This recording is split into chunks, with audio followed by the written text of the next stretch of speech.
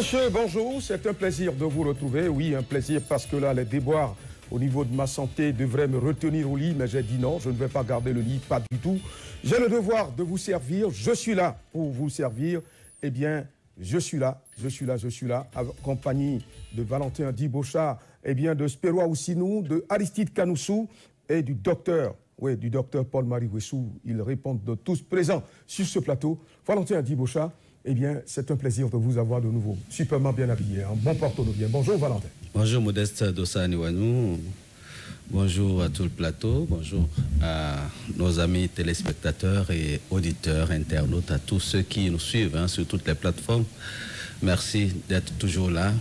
Nous sommes là, nous allons accomplir la mission sans la trahir. N'est-ce pas? Merci, merci à vous. Aristide Kanoussou, oui, vous avez un tailleur révolutionnaire. La révolution, ça se lit sur votre poitrine. Aristide Kanoussou, c'est un plaisir de vous avoir de nouveau. Aristide Kanoussou, bonjour. Bonjour Modeste Dossaniwanou, bonjour le plateau. C'est un plaisir partagé de vous retrouver, de retrouver d'ailleurs ces milliers d'auditeurs qui prennent du plaisir à nous suivre tous les jours, mais particulièrement tous les week-ends. On est là, comme d'habitude. Ouais. Oui, pétillant de forme. Et on respire la vivacité. Voilà. Spérois Oussinou, vous-même, hein, vous respirez véritablement la forme ce matin. C'est un plaisir de vous avoir superbement en jambes, comme un bon combattant. C'est le vrai porte-nous-bien, n'est-ce pas, oui, le grand porte-nous-bien aussi. Oui, Spérois Oussinou, bonjour. Oui, bonjour Modeste, bonjour chers débatteurs, chers collègues. C'est un plaisir de vous retrouver ce dimanche pour analyser l'actualité nationale. La régie m'a soufflé votre pseudonyme. Oui, généralement, au calme. On dit au calme. Au calme pour apaiser les uns les autres, pour dire que c'est la sérénité. Oui, c'est la régie qui me l'a soufflé. Au calme. C'est un plaisir de vous avoir. Oui, de l'autre côté, lui, il s'appelle Paul-Marie Wessou, le crâne superbement bien tendu. Il synthétise sur ce plateau ce matin Martin de Ouazoïro, à qui nous disons un petit bonjour au passage. Paul-Marie Wessou, bonjour. Bonjour, bonjour Modeste, bonjour à tout le monde. Si lui est au calme, comment moi je vais être, je ne sais pas. Il serait au bruit. Au bruit alors. Oui, Valentin Dibochat, vous avez été célébré hier dans un coin. J'ai commis la maladresse de me rendre dans ce coin-là. C'est un ancien fief. Eh bien donc, à Révier, vous avez été tous célébrés. Il y a eu des dames qui étaient autour d'une table qui m'ont fait appel. Je me suis rendu qu'il y avait Da Tobossi, il y avait Da Idama, il y avait donc Arcadius que j'ai connu au CNCB, qui aujourd'hui dirige un établissement dont les résultats ne sont pas à dire sur ce plateau. C'est formidable. J'espère que la directrice commerciale ne va pas m'adresser une note commerciale. J'allais dire donc une facture.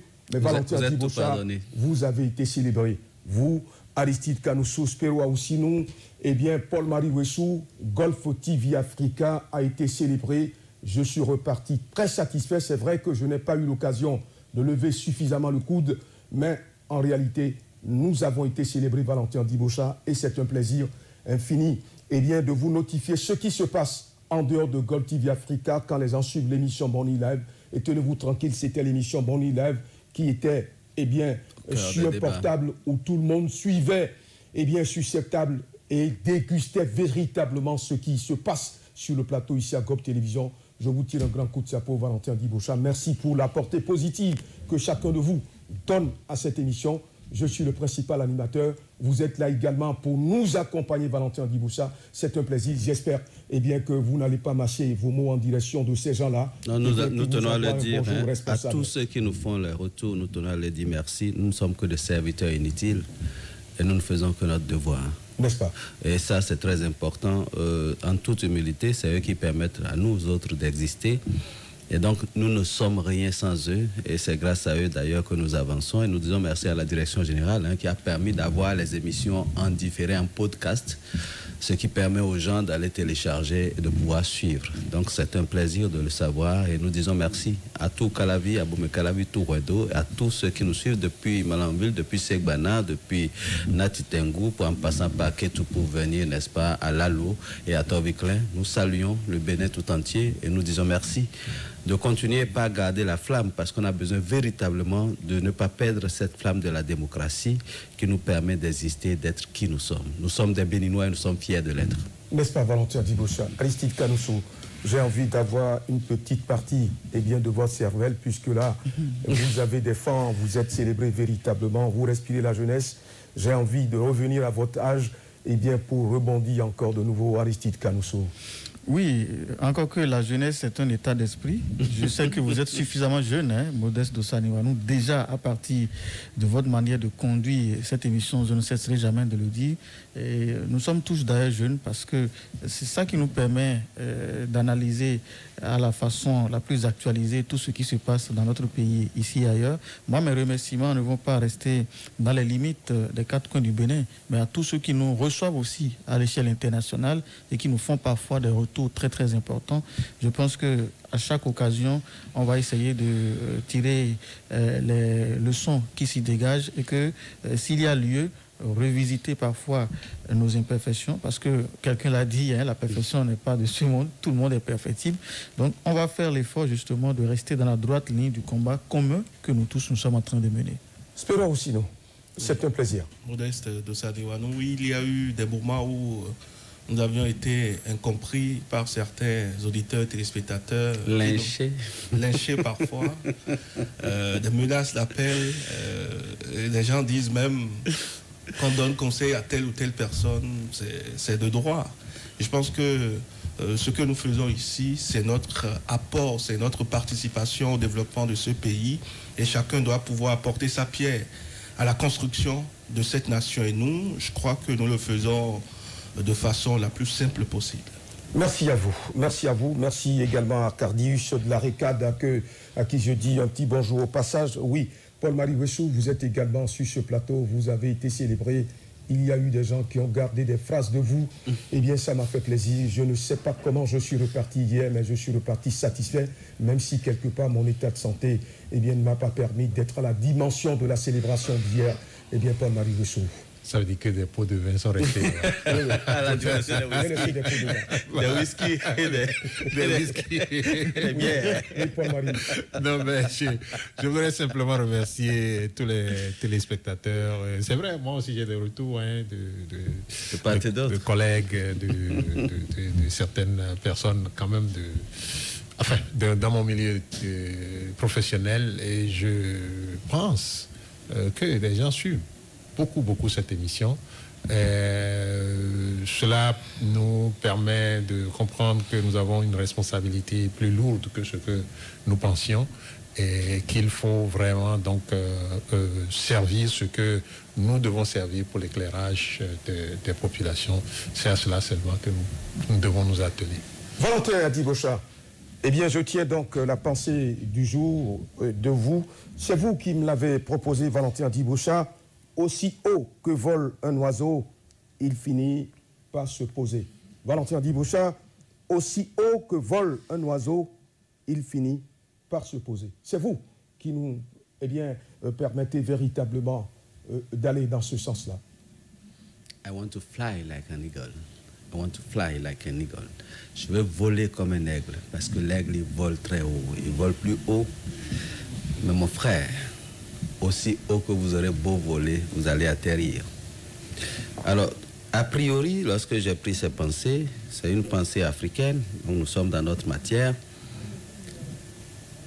La première idée qui m'est venue, c'est que nous aurons beau occuper des postes, sachant que le temps est si bref dans la peau d'un chef, comme pour interpréter MC Solar.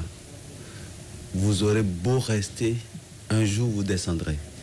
Et rappelons-nous de ce jour, parce qu'il est parfois désagréable quand on ne sait pas s'y prendre. Mais lorsqu'on gère bien la descente, l'atterrissage est paisible. On dit, je suis fier d'avoir accompli cette tâche. Et en toute humilité, quand on regarde dans le rétroviseur, on est tranquille. Ceux qui ont bien géré, ils se baladent, ils vont, ils viennent. Mais ceux qui ont mal géré, parfois, ils se retrouvent avec cet instrument très sérieux qui est de l'autre côté de Porto Novo. Ils se retrouvent à Miserete. Donc, vous voyez, la distance entre Porto Novo et Miserete, ce n'est qu'une transition facile. Il n'y a pas de go-slow qui puisse vous empêcher d'aller rapidement là-bas. Donc, si nous sommes à des postes de responsabilité, si nous sommes chefs de foyer, si nous sommes responsables dans une cité, sachant qu'on a beau gravir les échelons, on finira un jour par descendre. Et ce jour, vous voyez, un général de l'armée, lorsqu'il dirige, il revient à l'état civil. Il doit se rappeler que ce jour-là, il sera devient un officier de réserve. Un officier de réserve, mais il est un agent civil comme tout autre. Donc, il faut qu'on se rappelle ces choses. C'est humain. Ça nous permet de mieux faire. N'est-ce pas? Merci. Aristide Kanoussou. Oui, aussi haut que vole un oiseau, il finit par se poser. Écoutez, c'est une situation qui me laisse perplexe dans le choix de la dimension que j'aurais bien voulu aborder, parce que les dimensions sont énormes. Les dimensions que nous propose cette citation sont énormes. Et cet oiseau qui vole aussi loin que possible en voulant redescendre doit s'assurer que la branche est bien solide. Si avant de voler, il a pris le temps de scier la branche par son bec à moitié, en voulant se reposer, il est sûr de se retrouver à terre. Et c'est en cela que j'épouse véritablement le sens abordé par Valentin Adiboucha pour dire qu'il faut s'assurer que la descente est équilibrée, est sécurisée. Et quand vous vous prenez comme l'ennemi de votre peuple qui vous a élu, et que de surcroît, vous tapez des mandats anticonstitutionnels dans son dos, que vous militarisez les rues, attendez-vous à ce qu'à l'atterrissage, c'est ce peuple-là qui va vous servir un atterrissage douloureux. J'ai vu un artiste la fois dernière qui voulait faire comme les Occidentaux, et il chantait, il s'est projeté du podium pensant que la population ou le public allait le récupérer. Il s'est retrouvé à terre avec une jambe fracturée. C'est ça l'atterrissage dont nous parlons. Il n'a pas pris le soin de vérifier de préparer l'atterrissage. Et c'est ça ce que nos dirigeants doivent comprendre dans l'évolution, dans leur pouvoir, dans comment ils gèrent la cité, tout simplement. Merci Aristide Kanoussou. Spérois aussi, vous avez écouté Valentin Diboucha et Aristide Kanoussou. Chacun a pris un pan et une dimension réelle de cette pensée africaine. Moi, je dirais deux choses. Il faut être humble. Ensuite, vous savez, aussi haut que vole un oiseau, il finit toujours par atterrir, par voler. Les richesses d'aujourd'hui peuvent ne pas être éternelles. Vous avez beau conduire toute une communauté aujourd'hui, sachez que vous descendrez du jour au lendemain. Et donc, aller au pouvoir, une fois au pouvoir, quand vous amassez assez de richesses, sachez tout simplement qu'elles finiront par finir. On a vu des chefs d'État sur ce continent gérer de main de maître leur peuple, diriger de main de maître leur peuple, mais c'est ce même peuple qui les a dégarpis comme un moins que rien. On a vu des exemples sont légion. Il y a l'ami de Modeste Dossanoano, Mobutu Sese Seko, absolument. Wakabanga, les exemples sont légion. Oui, ça c'est très bien, hein? Ça c'est très bien, Spiro aussi. Allez demander à Blaise Compaoré qu'est-ce qu'il cherche aujourd'hui en Côte d'Ivoire, où il est allé prendre la nationalité ivoirienne. Eh bien, il a totalement dépéri. Interrogation mark, oui. Il a complètement. Il y a aussi Omar Béchi du Soudan qui a été chassé par ses frères d'armes. Donc il faut savoir gérer. C'est ça. Il y en a aussi dans la corne de l'Afrique là-bas qui sont extrêmement dangereux. Oui. Paul-Marie Bessou. Bon, moi, je ne vais pas prendre l'aspect politique de cette citation oui. Et je ne vais pas non plus prendre la citation à contre-pied. Je voudrais simplement dire que nous devons, cette citation doit nous appeler à une certaine réflexion sur notre nature, parce que nous sommes créatures et la création est vouée à une fin. Et donc, chacun de nous doit comprendre qu'aucune situation n'est permanente et que nous devons faire de sorte que nous retournions au Créateur en étant dans les grâces et non retourner au Créateur pour qu'il dise serviteur mauvais. Je ne vous connais pas. Voilà, c'est ce que moi je peux dire. Merci à chacun de vous. Oui, merci infiniment. Aristide Kanoussou.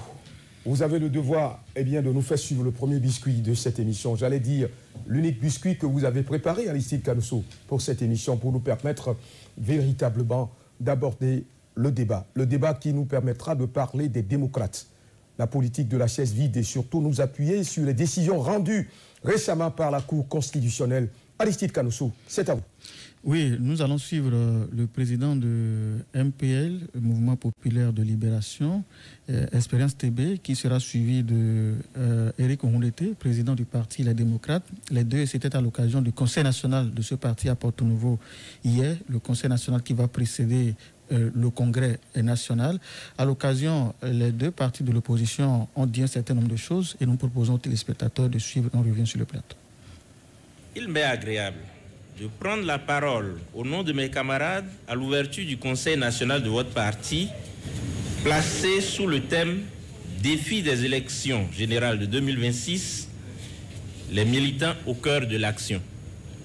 Permettez-moi de réitérer mes félicitations à votre formation politique pour avoir réussi le pari de votre participation aux élections législatives de janvier 2023, mais surtout pour avoir pu, en dépit de tous les obstacles, réussir à vous faire représenter par 28 braves femmes et hommes qui sont venus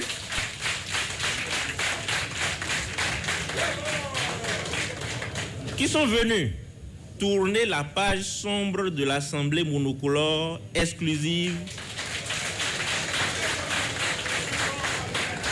et inédite connue dans notre pays. Certes, il apparaît difficile d'inverser les rapports de force avec le groupe des 28. Mais sachez que vous êtes une minorité représentant l'immense majorité silencieuse de nos concitoyens.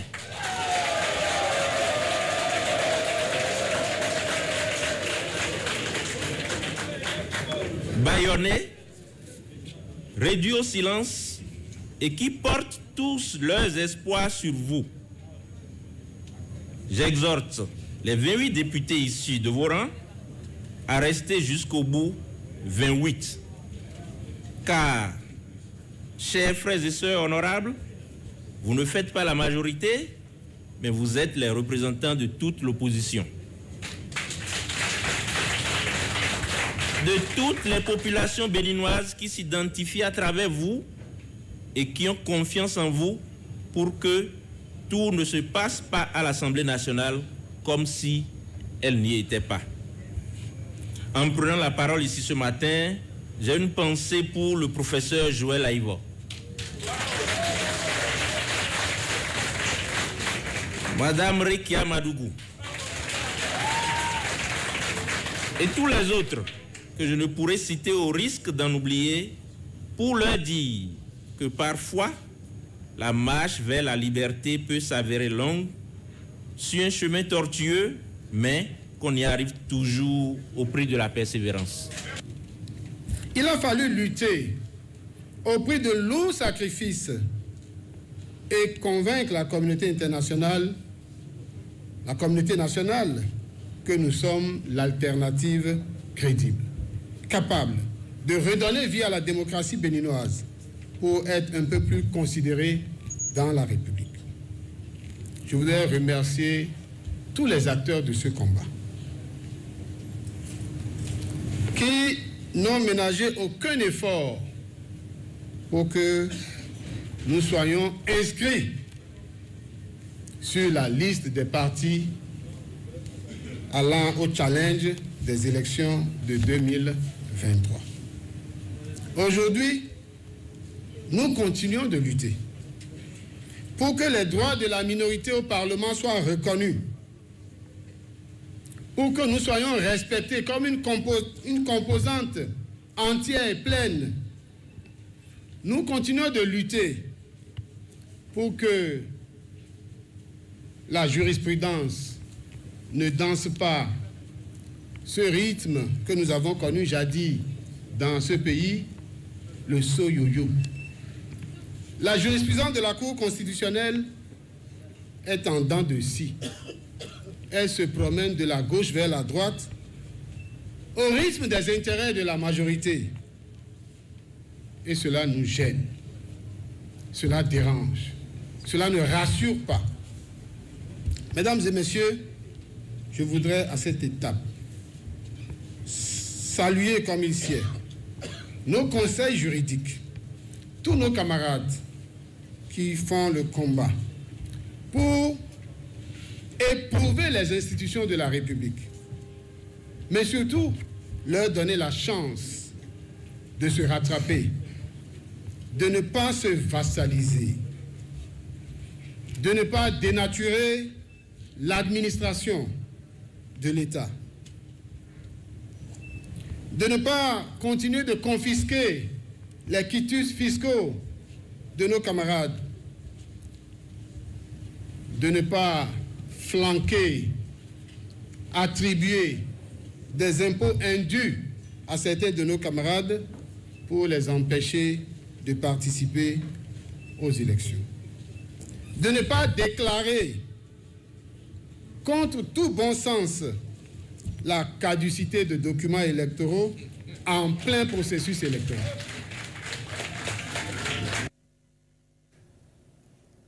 Voilà, vous les avez entendus, Expérience TB et donc le président du parti Les Démocrates. Valentin Adibocha, au lendemain du scrutin législatif, les Béninois se sont frottés les mains parce qu'ils se sont dit que désormais dans l'hémicycle à Porto Novo, eh bien, les sans-voix sont représentés par les démocrates. Mais les démocrates aujourd'hui, versés dans une politique de la chaise vide, eh bien, suscitent assez d'interrogations. Est-ce que cette politique de chaise vide pourra permettre à ces démocrates-là d'être véritablement représentatifs, eh bien, des sans-voix tels que je l'ai dit tout à l'heure? Valentin Adibocha. D'abord, c'est heureux de savoir que la démocratie a repris vie dans notre pays à travers donc la présence des démocrates à l'Assemblée nationale. C'est de bonne guerre. Deuxième chose, je suis heureux de voir que bon, les gens continuent de dénoncer un certain nombre de choses, ce qui n'était pas le cas il y a de cela quelques années dans notre pays avec le revirement que nous avons pris en 2016.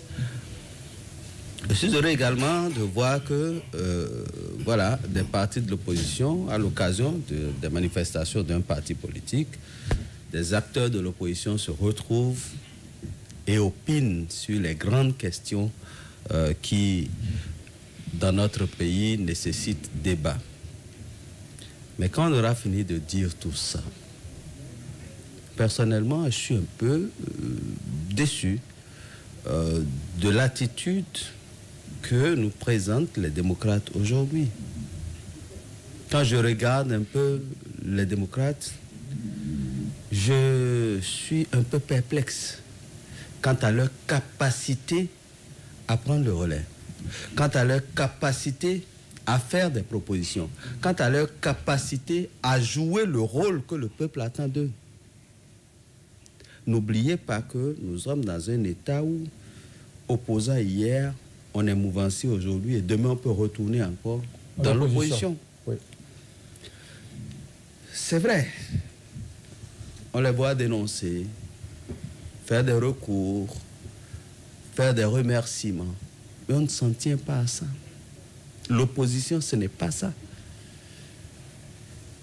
Personnellement, quand je regarde leur organisation, je reproche beaucoup de choses à leur organisation. Je me demande si ces gens se préparent pour aller aux élections en 2026. Dans certains cercles, les gens préparent déjà les élections de 2026. Les positionnements, on a commencé par toucher déjà au positionnement. N'oubliez pas que ce sont des élections générales. Vous avez vu tout le branle-bas qu'on a dû subir pour les élections législatives seulement, où il fallait désigner 105 députés. 109 députés. 109 députés. Il fallait désigner 109 députés. Vous avez vu tout le branle-bas, toutes les difficultés que les partis politiques ont eues avec la réforme qui oblige à positionner une dame, mais ça n'a pas été facile. Pour les législatives, on traite plus de 1000 dossiers.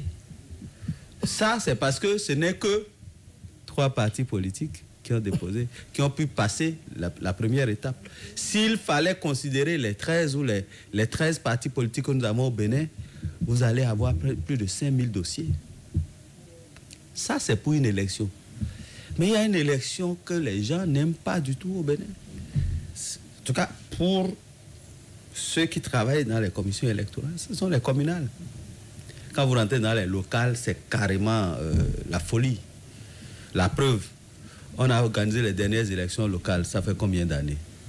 Des députés, des délégués sont morts, des chefs quartiers sont morts, on a dû les remplacer. Donc c'est pour vous dire, il y a beaucoup de choses à faire.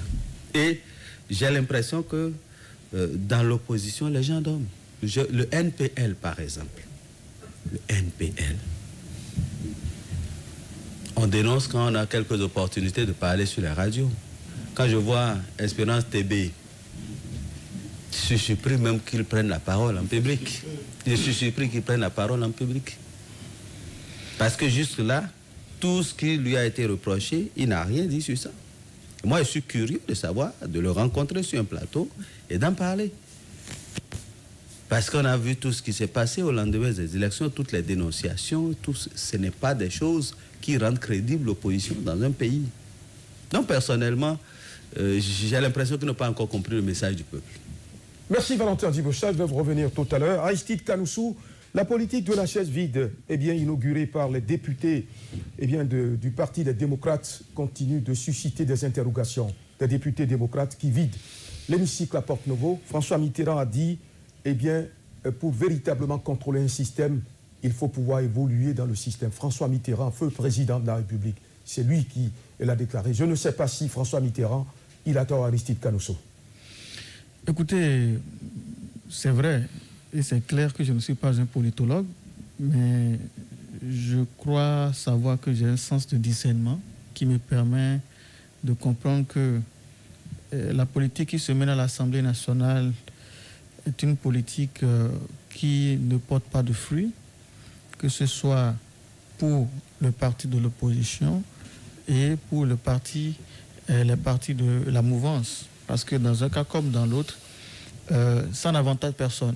Ça dépend de là où se situe le peuple qui veut opiner pour estimer que telle personne a agi dans son propre intérêt au détriment de l'intérêt national et tel autre n'a pas su véritablement appuyer sur les leviers qu'il faut pour se faire véritablement intégrer dans le système. Je ne sais pas par quelle alchimie le Parti des démocrates a pu participer à l'élection présidentielle, à l'élection législative ou aux élections législatives si vous voulez. La fois dernière, en tout cas le samedi, dans cet extrait que nous venons de suivre, le Parti des démocrates a estimé que c'était véritablement dur, mais c'est au prix de la persévérance en associant la communauté internationale, la communauté nationale, qu'ils ont pu arriver quand même à se retrouver au starting block des élections législatives. Et cette politique-là, ou ce lobbying qu'ils ont mis en place, je me pose la question de savoir, même si ce qui se passe aujourd'hui à l'Assemblée nationale, c'est à raison qu'ils le font, est-ce qu'ils ne pouvaient pas mettre en place encore ce même lobby pour pouvoir occuper un certain nombre de postes?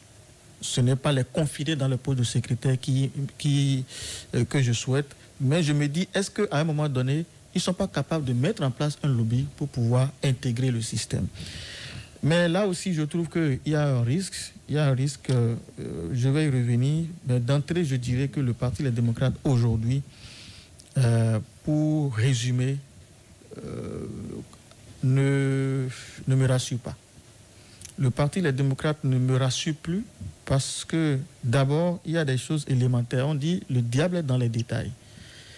Et les détails que j'ai remarqués au niveau du Parti des démocrates, c'est un parti très retardataire. Quand ce parti organise une conférence de presse ou un point de presse, les journalistes vont poireauter pendant près de 3 heures, 4 heures de temps. Et la première fois, ça s'est passé, j'étais moi-même sur le terrain, au siège du Parti des démocrates. Ils nous ont convoqués pour 19h30. C'est à 0h qu'ils ont fait le point de presse. Une autre fois, ils nous ont convoqués, je pense, dans l'après-midi.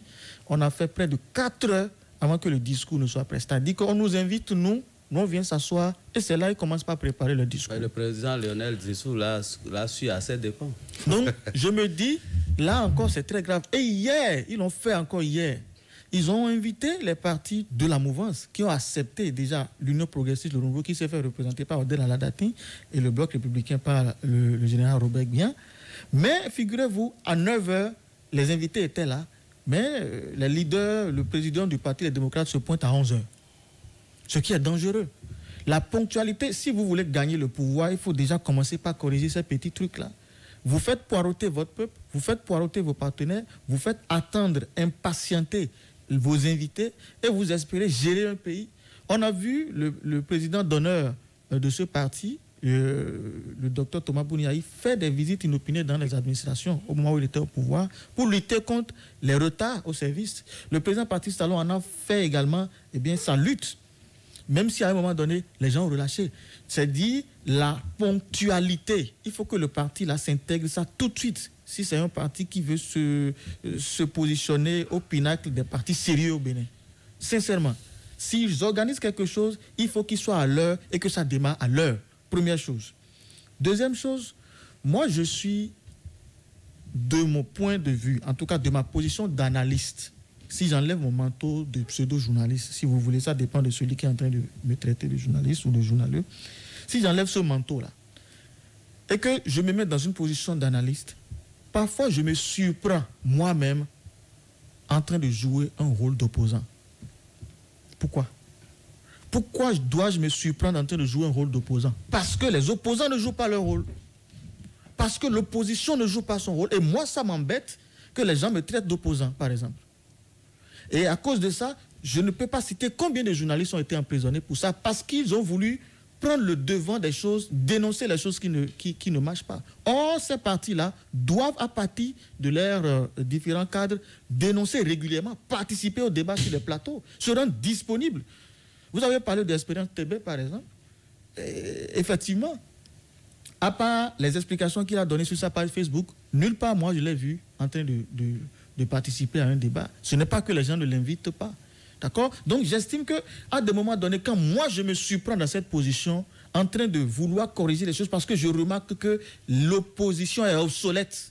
L'opposition est obsolète. Et je pense que c'est ça, d'ailleurs, qui a conduit à ce que notre confrère Vigile Avancé a été condamné aussi la fois dernière. Parce que lui, il a constaté, il veut dénoncer. La fois dernière, on a remarqué un député de la mouvance dénoncer comment les gens, 2 jeunes sont morts au CNHU. Voilà ce qu'on attendait d'eux. Il a mené une investigation. Voilà un député de la mouvance qui a mené une investigation et qui a dit que les gens sont morts au CNHU faute de ceci, cela. Voilà. Et l'opposition devait pouvoir faire ça là. Les exécutions sommaires dont parlait le journaliste, l'opposition pouvait faire cela.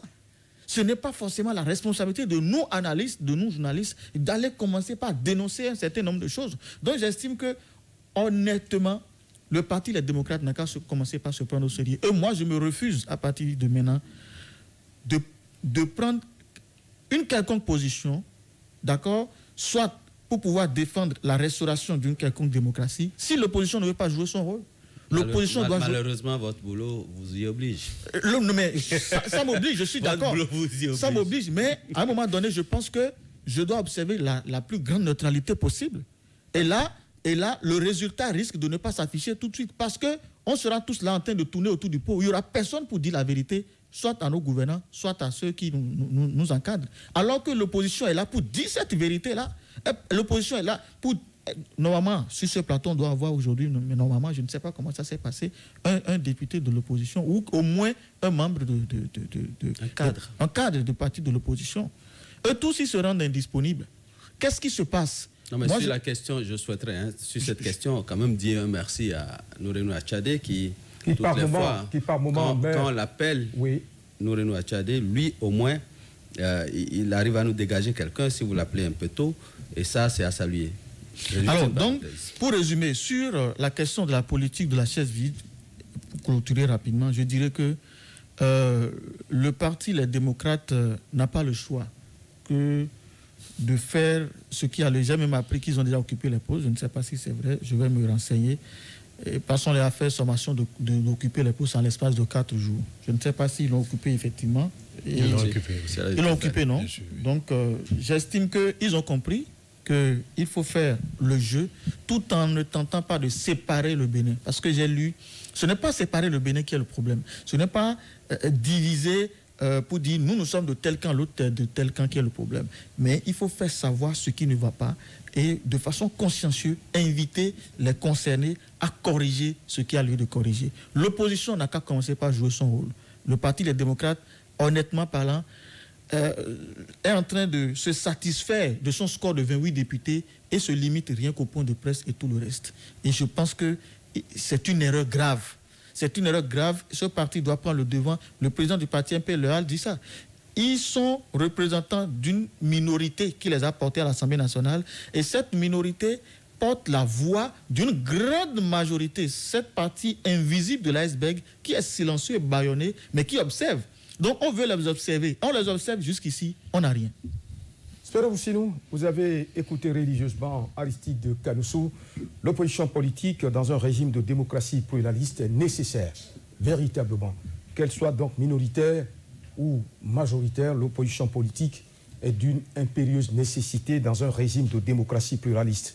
Mais à la lui où vont les choses, ce n'est en principe pas la Cour constitutionnelle qui devrait forcer la main aux députés, les démocrates, d'occuper les postes de secrétaire au niveau du Parlement. Oui, vous avez écouté Éric Ngoundété tout à l'heure, qui disait que l'opposition politique, ou du moins la minorité, a des droits au niveau de l'hémicycle à Porte-Novo. Espérons aussi, non. Je me réjouis entièrement du développement fait par Aristide Kanoussou. Vous savez, aujourd'hui, les démocrates, on ne les sent pas véritablement sur le terrain. En tant que parti politique de l'opposition, il y a des actions que les militants, que les responsables doivent mener pour faire comprendre en fait que l'opposition est présente et observe. Tout est parti en réalité. Éric Ngoundété n'a qu'à prendre exemple sur Jean-Luc Mélenchon en France. Absolument. Il donne de la voix tout le temps. Éric Ngoundété, il est, comme on dit, effacé, on ne le trouve pas, on ne sait pas ce qui se passe. Je ne comprends pas. Je ne comprends pas. J'ai du mal à comprendre qu'il soit le premier responsable d'un parti de l'opposition politique et que visiblement qu'on ne le sent pas. Moi, c'est la grande inquiétude que j'ai, à moins qu'il reptilise dans la nuit, pour aller où, Pascal Todinou avait déjà déclaré quelque part que, la nuit au Bénin, ce sont les opposants qui mettent ça à profit, qui vont rencontrer le président d'Alpui. Président, hier, j'ai parlé, mais ne te fâche pas, donne-moi un peu. Donne-moi un peu. Voilà. Donne-moi un peu. Non, je voudrais rappeler que tout est parti de la désignation des représentants de l'opposition dans les commissions et parlements régionaux. Les démocrates avaient estimé que la part congrue qui leur a été réservée était, insignifiante. Dans le même temps, les mouvanciers ont adressé un recours à la Cour constitutionnelle qui a statué, qui a rendu sa décision. Alors, la décision rendue par la Cour constitutionnelle, à mon humble avis, est une décision pour apaiser en fait les tensions, pour apaiser la situation au niveau du Parlement, puisque les démocrates ont fini par désigner leurs représentants dans ces commissions et parlements régionaux. Non, mais là, je n'ai pas compris. La décision rendue par la Cour, en quoi ça apaise? Oui, ça apaise la tension au niveau du Parlement. Puisque bien avant que les députés de la mouvance désignent leurs représentants, il y avait véritablement problème en leur sein. Et de l'autre côté également, les démocrates avaient estimé... Vous trouvez que c'est sérieux de la part des députés de la mouvance d'occuper la tête de toutes les commissions au niveau du Parlement à Porte-Novo? Ils n'ont pas tout occupé. Mais qui sont les présidents des commissions au niveau du Parlement béninois? Nous sommes en démocratie. C'est les députés de la mouvance ou les députés de l'opposition politique? Modeste, nous sommes en démocratie. Les partis de la mouvance là, l'Union progressiste, le Rundois, combien de députés? Comment le BR a combien de députés? Et les démocrates ont combien de députés au niveau de l'hémicycle à Porte-Novo? Mais c'est à partir donc de cette géométrie variable qu'il faut pouvoir attribuer les postes au niveau du Parlement béninois. Mais on a dit la Cour des miracles qui a passé le témoin, une nouvelle Cour des miracles aujourd'hui. Cette Cour des miracles a rendu une décision que personne n'a appréciée en son temps. Vous le savez mieux que moi, Spero Ousseynou. Pourquoi vous êtes en train de faire économie de vérité? Non, Modeste, vous permettez, la Cour constitutionnelle ou notre Cour constitutionnelle label en Afrique et dans le monde rend en réalité 3 types de décisions. Nous avons dans un premier temps des décisions ordinaires, des DCC. ensuite les décisions électorales législatives et ensuite des décisions électorales présidentielles. Dans le cas actuel, nous avons affaire avec des décisions ordinaires. Sur le second point, là, il y a un petit souci. Oui. Okay. Finalement, on a du mal à savoir si c'est la Cour qui rend les décisions ou si c'est elle qui gère les contentieux électoraux. Vous êtes d'accord avec moi? La Cour rend des décisions. Parce que normalement, pour les élections législatives, la Sénat donne les résultats, la Cour gère les contentieux. Mais là, cette fois-ci, on est en train de carrément virer vers la Cour qui donne les résultats et qui en même temps gère les contentieux. Non, je pense que la Sénat avait déjà donné ses résultats, la Cour les a entérinés. Nous avons actuellement, nous sommes dans une situation où la Cour a été sollicitée. Jusque-là, vous n'avez pas répondu à ma question. Hein. Vous êtes redescendu carrément dans l'histoire. Non, dans l'histoire. Votre histoire, ça ne me met pas véritablement. Je vous ai demandé si la politique de la chaise vide était donc une politique digne de ce nom que les démocrates doivent embrasser tout le temps, et bien au niveau de l'hémicycle à Porto-Novo. C'est ma question, Spero Oussinou, et je veux une réponse à cette question-là. Modeste de Sadewanou, vous le savez, il n'est pas question qu'on assiste tout le temps à une politique de la chaise vide. Et les démocrates l'ont compris. Et puisque, après cette injonction de la Cour constitutionnelle, ils ont fini par... il faut d'abord une exécution de la Cour constitutionnelle avant que les démocrates ne s'exécutent. Ils sont allés à l'hémicycle à Porto-Novo pour ne percevoir rien que les salaires, après monter les revers de leurs pieds toutes les fois où il y aura une situation bien pendante au niveau de l'hémicycle à Porto-Novo. C'est ça, c'est leur rôle, c'est le rôle qui leur dévolue ça. C'est pour cela que je vous dis que les deux camps ne s'attendaient pas, ne s'entendaient pas. Et donc, il a fallu qu'on porte recours à la Cour. Est-ce que vous savez que dans une démocratie pluraliste, qu'il faut faire des concessions et que c'est concession qu'on finit par trouver le modus vivendi. Et c'est cette concession qui a permis à l'opposition d'avoir un représentant dans le bureau de l'Assemblée nationale. Nous avons un modérateur sur le plateau, il est là, Paul-Marie Wessou. Vous avez écouté les uns et les autres par rapport à cette politique de la chaise vide tous azimuts, embrassée par les députés de l'opposition politique. Ils peuvent m'en vouloir, mais je dirais ce qui est et ce qui sera véritablement Paul-Marie Wessou. Oui, moi, je voudrais d'abord commencer à dire que... on voit que le sujet est traité sous deux angles. Hein, l'angle de la Cour constitutionnelle et l'angle de l'opposition en tant que parti politique. Et si nous prenons l'angle, on va partir par l'angle de la Cour constitutionnelle d'abord. Et Spero, moi, je suis déçu. Hein, la Cour constitutionnelle du Bénin a perdu son label depuis un certain temps. Si vous voulez que je sois sérieux, a perdu son label parce que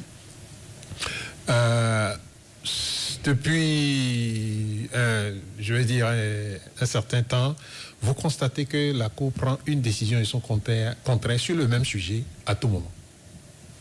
Une décision son contraire, et selon aussi, peut-être, ceux qui animent la Cour, et selon aussi la majorité qui est là. Ça transparaît un peu dans le discours de Éric Onleté. Et moi, je crois que c'est dangereux. Cette Cour, ce comportement de notre Cour constitutionnelle, elle est dangereuse parce que, vous savez, c'est les décisions du Conseil constitutionnel de la Côte d'Ivoire qui a mené la situation de guerre que nous avons connue en Côte d'Ivoire et qui a amené, disons, plus de 3000 morts officiellement reconnus. Okay. Moi, je pense que la Cour et ceux qui l'animent, parce que quand on les nomme, souvent, vous voyez, la presse se presse de dire les CV, les grands diplômes, les professeurs de ci ou professeurs de ça. Écoutez, moi, je côtoie les professeurs tous les jours et je peux vous dire que quand on en vient à la vie, et telle qu'elle est vécue au jour le jour, il n'y a pas de diplôme qui compte. Il y a un certain nombre de choses, le bon sens, les coutumes, ce que veut le peuple, un ensemble de facteurs qui comptent. Mais nous sommes entrés depuis un certain temps, et c'est ce que je constate, nous sommes entrés dans une certaine dictature des institutions. On était parti, on parlait on accusait le président Talon de dictature, donc on l'isolait en tant qu'individu, on parlait de dictateur, mais finalement nous avons généré une certaine dictature des institutions où au Parlement, vous voyez, lorsque il est question de prendre des avantages, un parti qui est supposé être de la mouvance dit qu'il est minoritaire, mais quand il s'agit justement de prendre des postes comme ça, il devient majoritaire, il se met sur l'autre pour voter, disons, pour qu'on confisque les positions au niveau de l'Assemblée. Donc, vous voyez, tout ça l'a embrouillé. Tout ça l'a embrouillé pour moi. Et il n'y a pas une lecture claire, démocratique qu'on peut faire de ces choses. Parce que quand vous dites nous sommes en démocratie, je crois que nous sommes en démocratie, mais la démocratie, ce n'est pas du désordre, ce n'est pas, comment dirais-je, un fonctionnement où on embrouille tout le monde par des discours et des comportements qui ne répondent pas à ce que nous attendons. Et c'est cela que, justement, on reproche, je crois, aux démocrates. Parce que c'est le drame chez eux. S'ils ne savent pas faire, c'est progressivement, ils sont en train de glisser dans ce jeu-là. Dans ce jeu où ils sont enfermés dans une lutte avec comment on l'appelle, une certaine majorité qui devient parfois divisée en deux, une minorité-majorité. Donc, s'ils ne savent pas faire, ils seront pris dans ce jeu. Ils sont pris dans ce jeu. Actuellement, c'est ça ce qui se passe et c'est ce que Aristide constate, c'est ce que Valentin aussi constate, qu'ils sont pris dans ce jeu qui ne leur permet pas de jouer, de jouer le rôle qu'on attend d'eux, effectivement, qui ne leur permet pas de répondre aux attentes des populations. Vous savez, la nouvelle était devenue publique, entre-temps qu'on a fini par nommer Eric Oundété chef de file de l'opposition, n'est-ce pas? C'est faux en plus. Et il n'y a pas encore un acte officiel. Voilà, donc voilà, on a annoncé cela, un grand renfort de publicité médiatique. Mais bon, moi je dirais pas encore que c'est du pipeau. Vous savez, j'ai comme l'impression qu'il y a un jeu qui se joue, où les actes qu'on appelle officiels sont aussi devenus une source... Non, mais sur la question, Orden Aladati, qui était hier Porto Novo, est revenu sur la question de la nomination du leader de l'opposition politique et déclarait en substance que les partis de l'opposition politique devraient véritablement s'entendre pour désigner le chef de file de l'opposition. C'est ce que j'ai entendu de lui. Là, c'est une erreur lamentable. Bon. Parce qu'il y a jurisprudence. Je ne sais pas si... Je ne sais pas si Orden Aladati est une référence pour vous et il ne l'est pas pour moi. Sincèrement.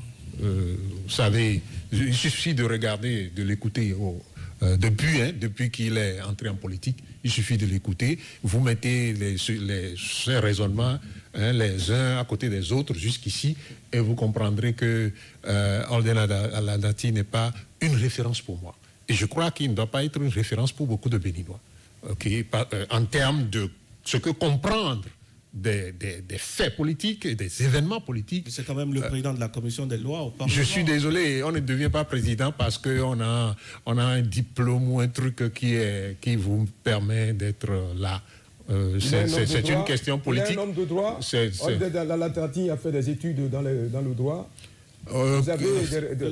Son curriculum vitae vous permet de voir que c'est un homme de droit pour prendre la tête de la commission des lois au niveau de l'hémicycle à Porto-Novo. Mais il y a d'autres commissions, les 5 commissions du Parlement, ce n'est pas forcément le profil. Non, ce que je veux dire, moi, c'est qu'il n'est pas une référence. Quand il dit qu'il n'est pas une référence, c'est simplement que ce qu'il déclare n'a pas d'importance. Dans ce cas précis, n'a pas d'importance. Il n'est pas une référence. Comment on l'appelle? C'est pas à lui de dire qui doit être, comment on l'appelle, chef de file de l'opposition ou pas. Il a à se contenter de jouer son rôle en tant que membre de la mouvance et de laisser l'opposition faire son travail. Les textes le disent clairement, le chef de file de l'opposition a désigné, s'il est membre de la commission des lois, voilà un peu ce que nous disons. Quand je dis qu'il n'est pas une référence pour moi, vous voyez les députés qui votaient des lois et qui allaient demander à la Cour constitutionnelle comment interpréter la loi, vous voyez à peu près, c'est de ça qu'il s'agit. C'est-à-dire que on a dit le chef de l'opposition doit être nommé parmi du parti politique de l'opposition ayant plus de représentants à l'hémicycle. Du parti majoritaire à l'hémicycle.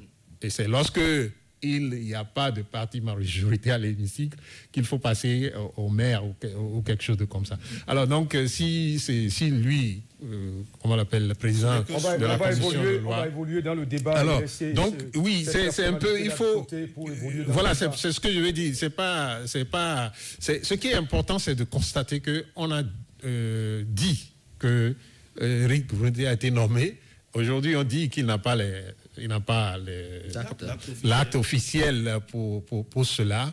Mais moi, je pense que cela ne doit pas être un frein pour que Aristide et Valentin puissent constater sur le terrain ce qu'ils demandent. C'est-à-dire qu'il faut qu'on sente que l'opposition a une proposition au-delà simplement d'aller à l'Assemblée et de se plaindre et de dire qu'on est brimé par la majorité, parce que c'est un peu de la victimisation qui se fait au niveau de l'Assemblée, mais au-delà de ça, ce n'est pas la victimisation qui est le problème du peuple. Ce qui est le problème du peuple, c'est que va-t-il se passer en 2026? Et vous savez, tous les partis sont un peu enfermés dans cette lutte-là déjà de 2026. Et donc, chacun prend sa position en tenant compte de 2026 et chacun se bat pour pouvoir garder une certaine hégémonie sur le fait électoral à venir en 2026.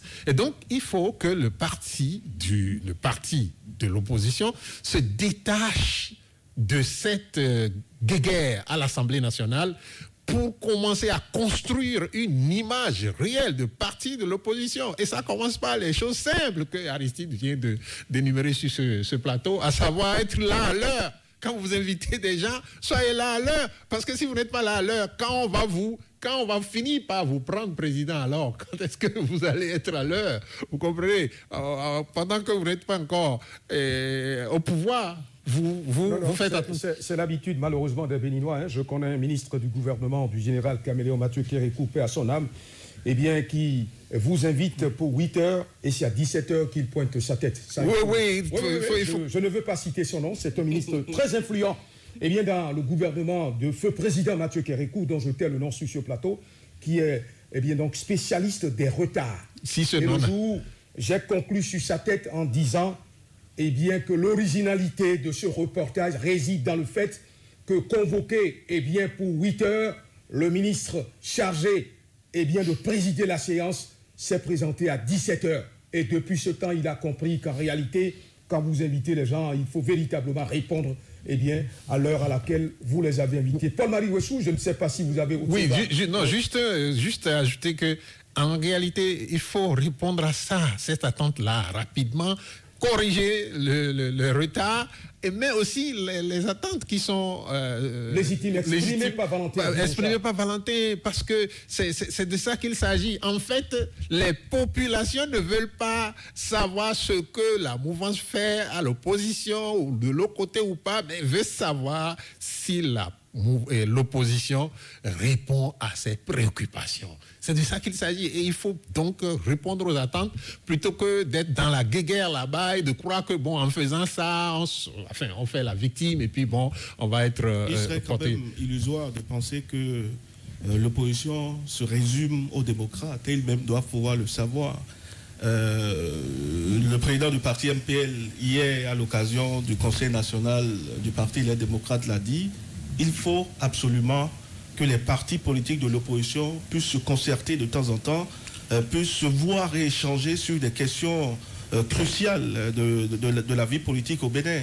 Alors, quand je prends par exemple le parti FCBE, qui a échoué lamentablement aux dernières élections, est-ce qu'il faut rester quoi dans son coin et ne pas discuter, ne pas essayer à échanger avec le parti politique de l'opposition qui est représenté au Parlement? Oui, bon. Le MPL, par exemple, nous parlions à l'instant de ce parti-là. Le MPL, en réalité, à mon humble avis, je pense que c'est un parti de la jeunesse, un parti du peuple, un parti des femmes. Ce parti, par exemple, a quand même fait un certain nombre de choses. J'ai vu quelques membres sillonner les localités du Bénin pour faire comprendre aux populations. Vous devenez là sur ce plateau le conseiller à la communication. Non, je parle de ce que je vois, je parle de ce que j'ai entendu. Je dis ce que j'ai vu, je dis ce que j'ai entendu, Modeste. Je ne suis pas membre de ce parti. Les nombreuses récriminations bien faites donc au président de ce parti. Est-ce qu'il a pu répondre en dehors du fait qu'il aurait répondu sur sa page Facebook? Si c'est sur la page Facebook qu'il faut communiquer avec les membres de ce parti politique-là? Vous savez, chaque parti a son fonctionnement. Chaque parti a sa manière de faire. Si nous l'invitons, je pense qu'il pourra quand même venir sur le plateau pour dire ce qu'il pense. Il n'y a pas de problème. C'est votre ami, je le comprends. Et je le comprends, Spiroa ou sinon. Oui, Valentin Djibocha, est-ce qu'au Bénin, il y a des partis de l'opposition politique? C'est la question que je me pose. Est-ce qu'on a des partis de l'opposition politique? On a des partis qui obéissent à ce que le syndicaliste Pascal Tordino a dit, dont j'ai donné la substance tout à l'heure. C'est-à-dire on est opposant le jour et la nuit on reptilise dans le marigot pour aller dire « Monsieur le Président, donne-moi un peu, j'ai fauté ». Ça peut faire partie des stratégies. Ça peut faire partie des stratégies. Il y a des partis de l'opposition politique, ça c'est clair. Pour moi, il y a des partis de l'opposition politique. Lesquels, s'il vous plaît, Valentin? Je ne suis pas non plus d'accord de la façon dont on les traite à l'Assemblée nationale. Il ne faut pas confondre les choses. Je ne suis pas d'accord de la façon dont on les traite, mais je pense que la solution n'est pas forcément... Ils ont déjà mis en branle cette politique de vider la salle. Mais si ça continue, on va utiliser ça pour leur faire la fête. Parce que quand vous aurez vidé la salle, les autres ont le boulevard pour décider à votre place. Donc quand on sait là où on va, on peut chaque fois utiliser cette politique-là. On vous met la pression. On sait que quand on vous mettra la pression, vous allez quitter la salle. Et quand vous finissez de vider la salle, ils feront ce qu'ils veulent. Et là, on n'aura même plus l'information. Parce que c'est leur présence à l'intérieur qui permet d'alimenter le débat. Or, on veut ce débat au niveau de l'Assemblée nationale pour être informé de ce qui se passe. Alors, le rôle des partis politiques, c'est d'animer la vie politique du pays. Et l'animation de la vie politique les amène à faire un certain nombre de constats. Je vous donne un exemple. Sur les questions de licenciement, combien de fois l'opposition est sortie pour nous dire que les licenciements ne devraient pas avoir lieu, ou si ça devrait avoir lieu, voici comment nous pensons que ça devrait se passer. On a évoqué des questions de détournement de deniers publics, des questions de malgouvernance, des questions sur lesquelles normalement l'opposition devait rebondir avec beaucoup d'empressement, c'est-à-dire avec beaucoup de précision. Rassurez-vous d'abord que si dans le monde de l'opposition politique, il n'y a pas des gens qui ont des cadavres dans les placards. Même si, du moment où vous avez décidé d'être acteur politique, vous assumez vos cadavres et vous assumez également la vie politique du pays. Alors, lorsqu'on parle de partis politiques et qu'on parle, par exemple, d'augmentation du prix du courant électrique, et vous êtes un parti de l'opposition, et vous ne dites rien à ce qui touche directement à la vie du Béninois. Je suis heureux de constater que Wassangari Kamer a dénoncé les prix de péage entre Natitengu et Porga, je pense. Mais moi, je m'attendais à ce qu'ils ne s'en tiennent pas qu'à ça, qu'ils n'attendent pas qu'on mette le prix du péage qui est après Natitengu pour sortir. On est dans le Bénin où on est passé, les prix des péages sont passés du simple au double. Et personne n'en parle. Vous êtes un parti de l'opposition. Quand vous voulez aborder ce sujet-là, vous profitez pour aborder dans sa globalité. J'ai vu des députés de l'opposition dire, par exemple, qu'on veut investir 300 milliards dans la partie méridionale du pays et que la partie septentrionale est abandonnée. Ça, on appelle ça, ce n'est pas normal. C'est-à-dire le fait de commencer par compartimenter le pays, ça, c'est des velléités sécessionnistes. Comme pour dire, on investit dans le sud, on n'investit pas dans le nord. Non, la question est mal abordée. On aurait pu poser le problème autrement. Voici un projet de 300 milliards qui s'apprête à être investi dans cette partie du pays. Qu'est-ce qu'on réserve dans l'avenir sur telle autre partie du pays? Oui, sur le septentrion. Je veux voir un député du septentrion aller défendre un dossier qui se passe à Paubert. Vous comprenez? Oui. Ou à Lalo. Alors si je suis de Toviclin, je dirais que donc, on n'investit rien à Toviclin. C'est mon rôle? Non. Pour moi, la question, la façon dont nos députés de l'opposition abordent les questions, combien de fois vous avez vu les partis de l'opposition, je ne parle pas cette fois-ci des démocrates, se réunir par exemple pour réfléchir sur les questions qui ont rapport à la vie.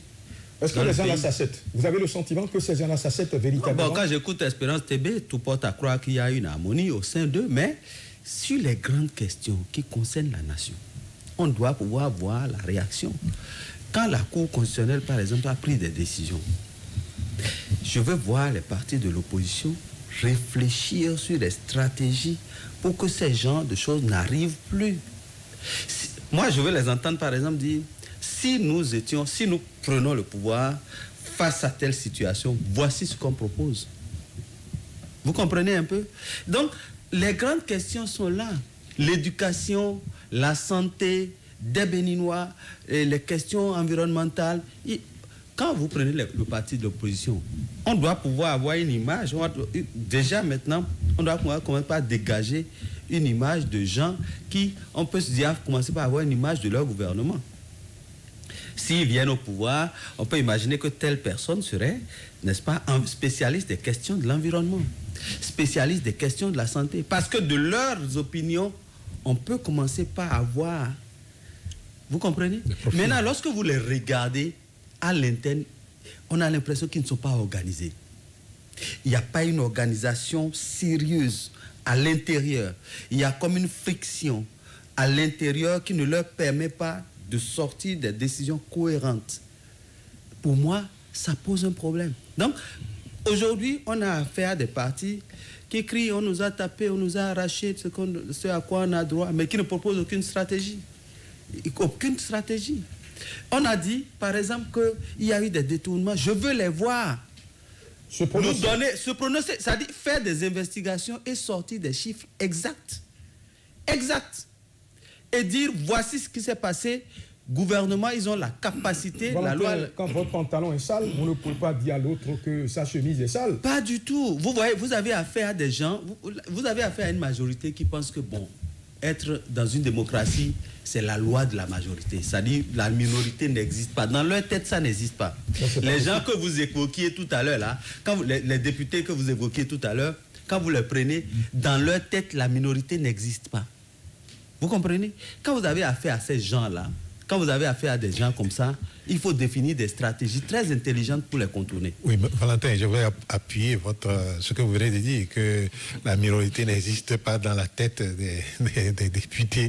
J'ai entendu un membre du parti, d'un parti, de la mouvance sans nommer ni la personne ni le parti, dire que oui, ils sont allés en Chine et ce qu'ils ont vu en Chine, c'est qu'il y a une opposition, il y a des partis d'opposition en Chine, mais que ces partis-là sont des partis de participation.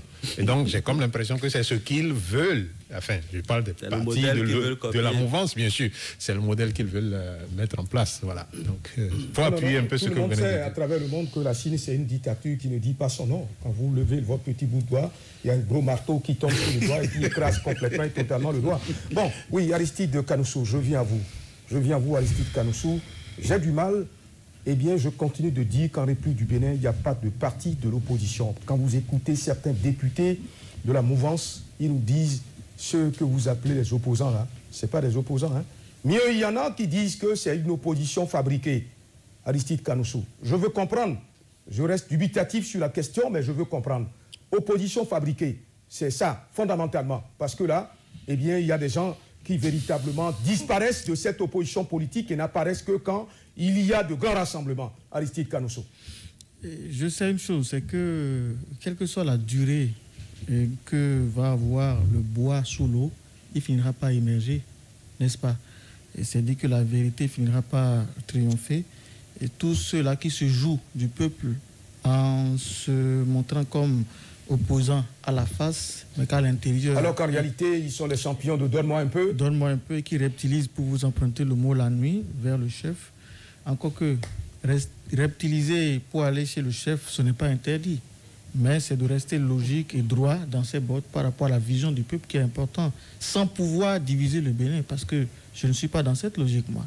On doit pouvoir chercher des alternatives, des solutions consensuelles sur un certain nombre de points. Nous savons qu'aujourd'hui, quand on fait le condensé de la situation politique du Bénin, eh bien, ça laisse à réfléchir. C'est du lourd pain que nous avons, que les acteurs politiques, notamment de l'opposition, ont sur la planche.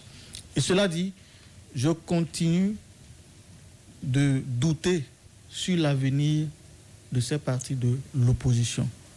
Mais je doute, et à l'entame de mes propos... S'il vous plaît. Oui. Oui.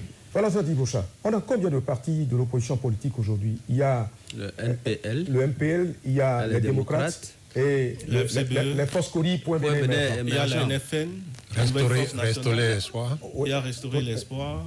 Ça existe encore? Non, Restaurer l'espoir, est-ce que c'est un parti de l'opposition? Oui, c'est un parti de l'opposition. Il ne l'a jamais déclaré. Il ne l'a jamais déclaré.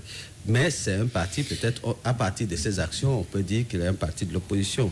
Vous faites au Bénin, il y a un problème. Non, Restaurer l'espoir, un parti de l'opposition, c'est plutôt NFN qui n'a pas déclaré sa position, mais qui se réclame publiquement parti de l'opposition.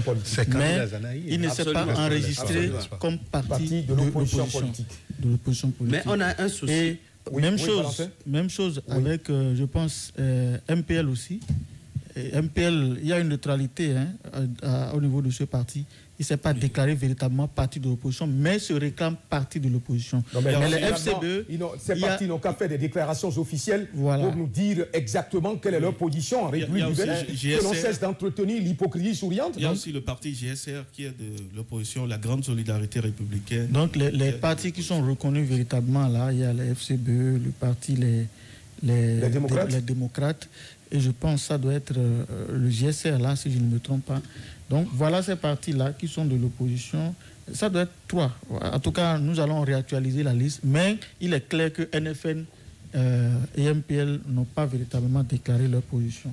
Et cela, je tiens ça du directeur des partis politiques qui était sur notre plateau il y a quelques mois, et à la personne de Vital Nyaho. C'est lui qui s'occupe des partis politiques.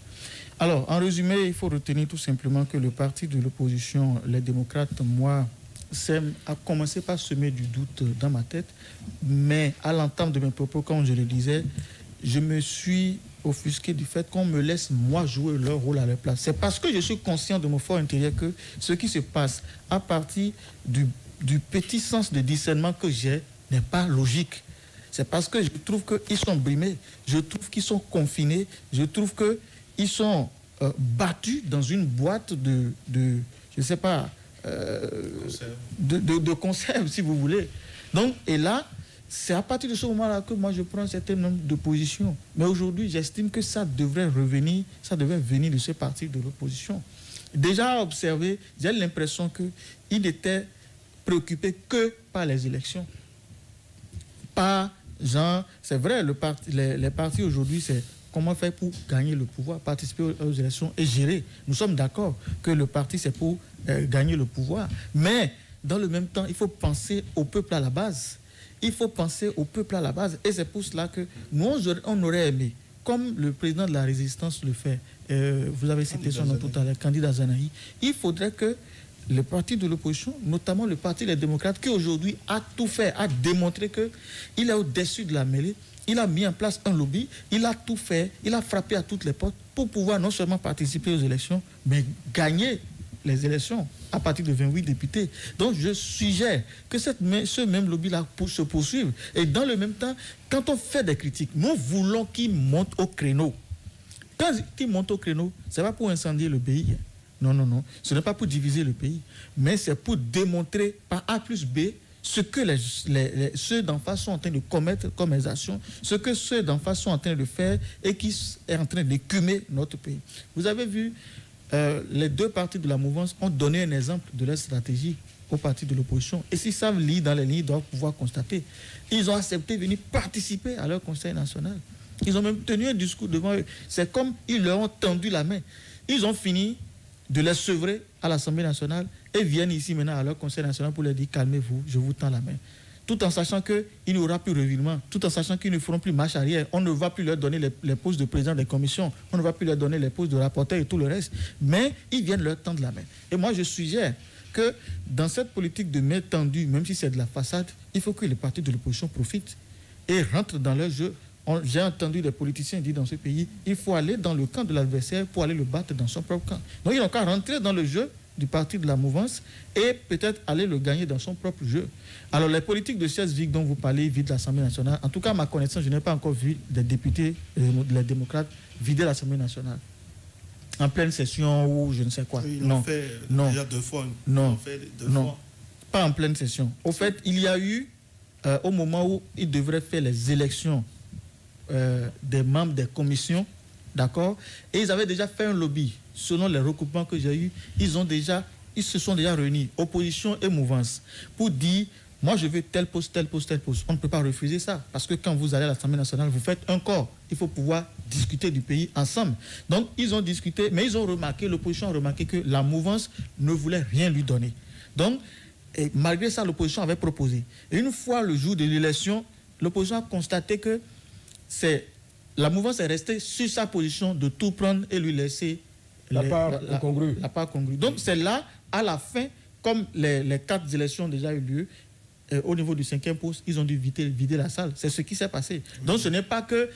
Jusqu'ici, il n'y a pas une session ordinaire ou session extraordinaire où le Parti Les Démocrates a vidé l'Assemblée nationale. Non, non et non. La première fois, ça s'est passé au niveau de l'élection des commissions.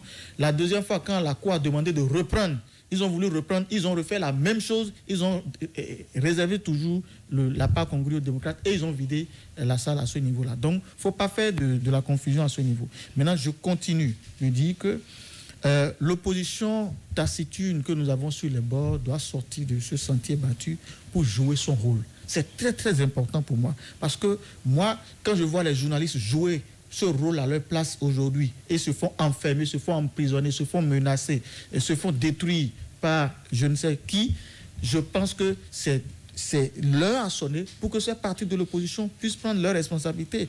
Et nous ne voulons pas de l'opposition barbillard, nous ne voulons pas de l'opposition perroquet. Ce n'est pas pour venir crier sous tout le toit que oui, ça va ou ça ne va pas ou qu'on m'a privé de ceci, de cela. Il faut faire des propositions concrètes parce que le peuple les suit. Aujourd'hui, c'est maintenant, eux, ils veulent former leurs militants.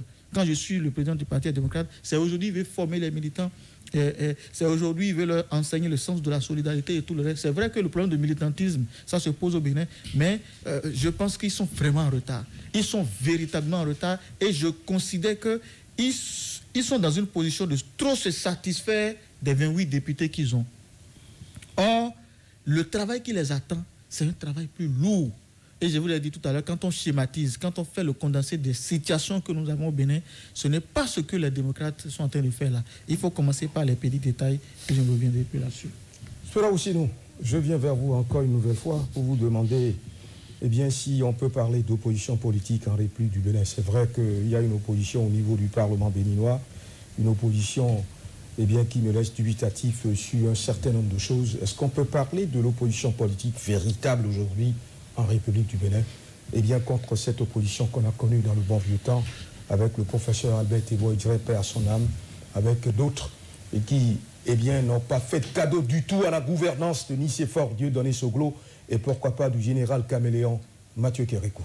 Je pense que nous avons bel et bien une opposition au Bénin, une opposition qui fait ses preuves, qui se démarque, qui contribue à l'animation de la vie politique au Bénin. Et je salue en fait ces 28 députés du Parti Les Démocrates et les autres forces politiques de l'opposition qui essaient, vaille que vaille, d'animer la vie politique nationale. Nous avons dénoncé en 2019 la 8e législature qui était sans opposition, sans député de l'opposition. Et cette fois-ci, grâce à la témérité, grâce à l'endurance des responsables du parti Les Démocrates, nous avons conjugué ce temps-là au passé. Définitivement, cette époque est derrière nous.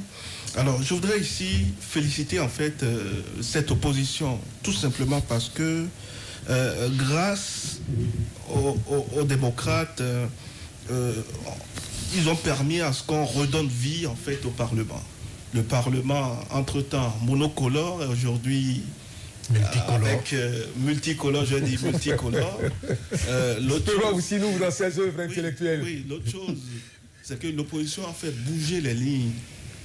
Puisqu'en temps, ce sont les députés de la mouvance qui s'arrogeaient en fait les droits, qui avaient le privilège d'occuper un certain nombre de postes, aussi bien les commissions, le bureau du Parlement et les autres institutions régionales et sous-régionales. Alors, l'opposition, c'est vrai, ce n'est pas une carrière, mais elle est indispensable pour la démocratie, elle est indispensable pour l'animation de la vie politique dans nos pays. Et je voudrais également saluer en fait les discours de nos opposants, les discours des démocrates surtout, qui tout le temps appellent à la décrispation de la tension politique. Ils ne peuvent que faire ça, parce que nous avons en face un pouvoir qui dirige le Bénin, nous avons des institutions qui fonctionnent correctement, et ces opposants ne peuvent qu'agir dans ce sens, ou interpeller le gouvernement à travers des questions orales avec débat au Parlement. Donc, je pense qu'ils ne peuvent que faire ça. Je voudrais qu'ils continuent dans cette lancée pour que le Bénin, qui est un havre de paix, puisse garder en fait cette flamme-là allumée aussi longtemps que possible. Ce n'est pas parce qu'on est opposant qu'il faut appeler ses partisans à une mobilisation populaire pour empêcher en fait le régime en place de gouverner. Il faut réfléchir, il faut proposer des idées, il faut faire des propositions qui pourront faire développer le pays. Et je pense que les opposants que nous avons aujourd'hui le font aussi bien et le font aisément. Une dernière chose, avant de finir, je dirais que ils l'ont compris, puisque Norénou Achadé, le président du groupe parlementaire, a dit que, eh bien, aujourd'hui, les opposants d'aujourd'hui peuvent devenir les mouvanciers de demain. Et en démocratie, c'est la loi de la majorité. Ceux qui sont majoritaires aujourd'hui peuvent être minoritaires demain. Valentin Djibochar, nous allons amorcer la descente puisque le temps est parti à cette émission tire à sa fin. Malheureusement, même si je ne suis pas encore satisfait de tout ce qui a été dit par rapport au parti de l'opposition. Oui, cette émission tire à sa fin, vous avez raison.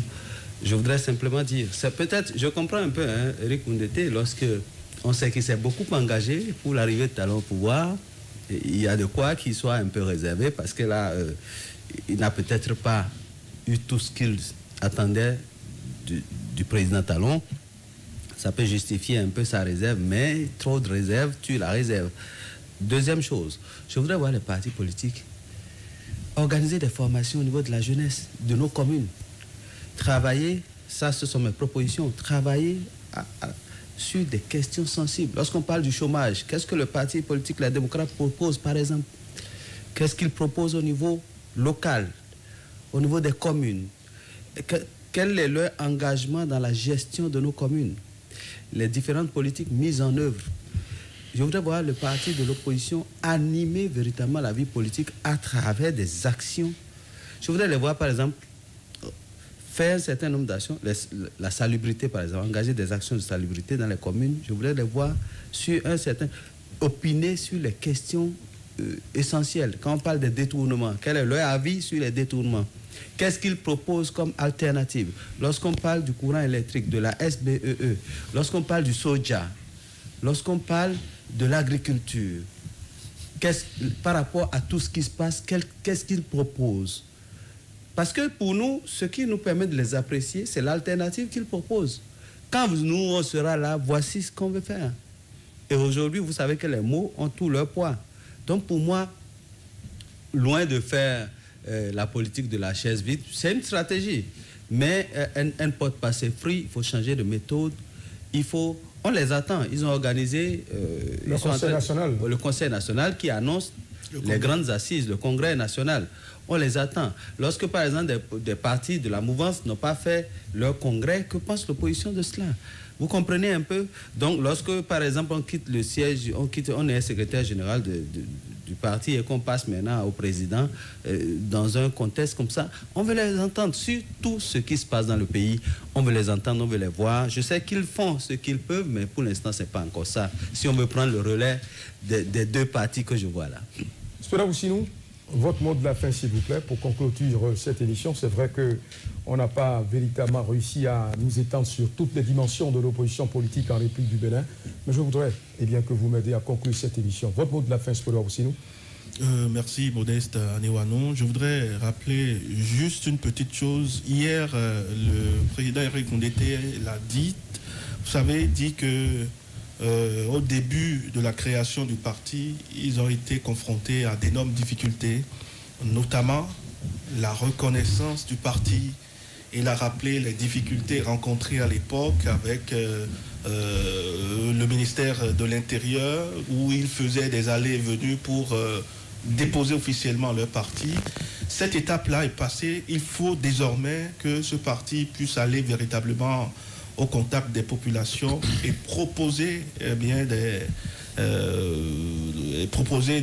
des choses. Si le gouvernement agit mal, il faut que l'opposition qui est présente puisse proposer une autre alternative à ces populations-là. Et je voudrais finir pour dire que ce n'est pas parce qu'on est de l'opposition, qu'on pense que l'autre gère mal. Nous sommes dans un pays démocratique. Les populations ont donné le pouvoir à ceux qui nous dirigent. Il faut que ceux qui sont de l'autre côté puissent se préparer véritablement pour arracher et prendre le pouvoir. Et cela n'est possible que par les urnes. Merci, Spera Oussinou. Aristide Canosso, votre mot de la fin, s'il vous plaît. C'est aussi leur rôle. Pardon? Votre mot de la fin, s'il vous plaît. D'accord. Contrairement à M. Valentin Adiboucha, moi je suis satisfait de ce qui a été dit sur le parti Les Démocrates ou les partis de l'opposition. Vous devez constater que c'est la position mitigée de nos différentes interventions qui fait qu'on ne trouve pas véritablement le choc qu'on recherchait. Et c'est cette position mitigée-là qui doit nous gouverner davantage. Cette neutralité, en quelque sorte, qui doit nous gouverner davantage. Parce qu'on ne va plus jouer le rôle de l'opposition à sa place. Il faut que l'opposition joue son rôle. Ça, c'est clair. Et la première chose, quand vous aspirez à gouverner, la moindre des choses, c'est de commencer par venir à l'heure, à ce que vous avez organisé vous-même comme activité. Ça, c'est le premier message. J'insiste là-dessus. Que les leaders du parti de l'opposition, les démocrates, puissent commencer par respecter l'heure, soient ponctuels. Et c'est valable aussi pour les partis de la mouvance Union progressiste, le Renouveau et Bloc républicain, même si à leur niveau ce n'est pas aussi criard, je pense qu'ils doivent pouvoir commencer par respecter cela. Alors l'opposition, moi je leur suggère de tout faire pour s'unir. C'est très important, c'est capital. Et s'unir, dont je parle, ils doivent mettre le lobby en place, notamment le parti des démocrates, tout faire pour que le leader de la résistance, qui est candidat Zanaï, il puisse ne serait-ce aller discuter avec lui. Moi, je propose qu'il fasse tout possible pour discuter avec lui. Et les fois où il a des critiques et des propositions, voilà quelqu'un de très, très minutieux, de très ingénieux, de très intelligent, qui devrait pouvoir associer à leur lutte. La deuxième chose... Vous savez, on reproche à candidat Zanaï d'être de mèche avec le pouvoir en place. Non, écoutez, tout le monde avec le pouvoir. On l'a fait avec Ousmane Sonko par rapport à Macky Sall. Et aujourd'hui, vous voyez le résultat. Tout à fait. Donc, ne prêtons pas les intentions très rapidement aux gens. Ne tirons pas des conclusions actives. Très rapidement, je dirais encore que la mobilisation, parce que j'ai entendu dire que on ne doit pas faire, je ne sais pas si c'est Spero qui l'a dit, que l'opposition ne doit pas mobiliser la population pour manifester, je ne sais pas. La mobilisation fait partie justement des outils importants de l'opposition. La mobilisation de la population. Merci Aristide Canosso. Si vous permettez, nous avons encore 2 minutes. Non, Aristide Canosso. Si vous permettez, très rapidement, avec la régie. La mobilisation est un outil très important pour le parti de l'opposition.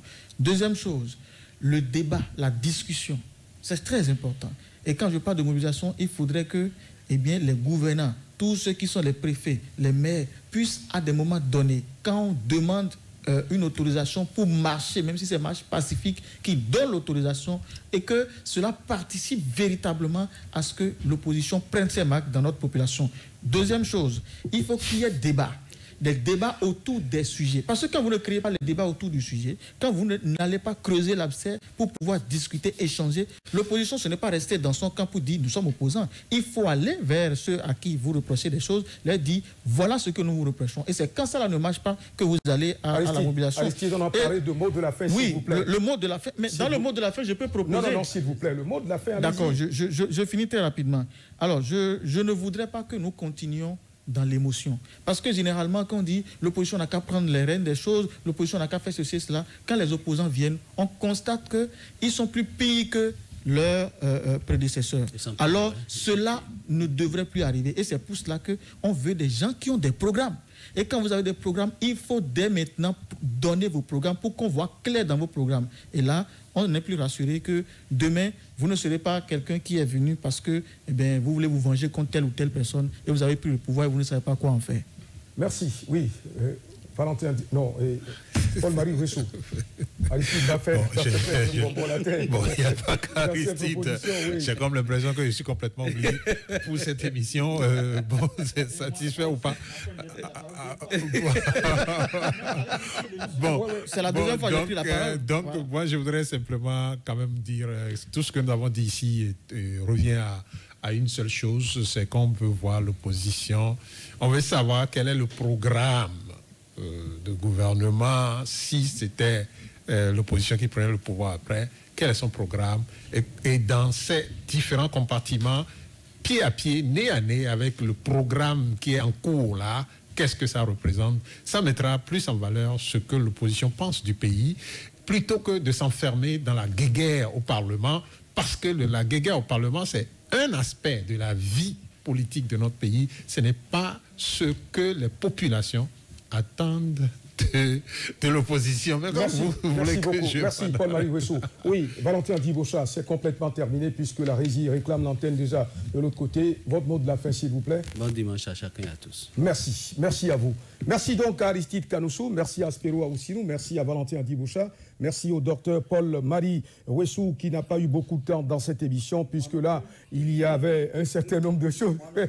Il n'y a pas de problème, ce n'est que partie remise. Madame, Monsieur, ce sera l'essentiel qu'il faut retenir sur cette émission que nous avons eu le plaisir d'animer en votre compagnie. On prend rendez-vous pour samedi et dimanche prochain, si Dieu le veut.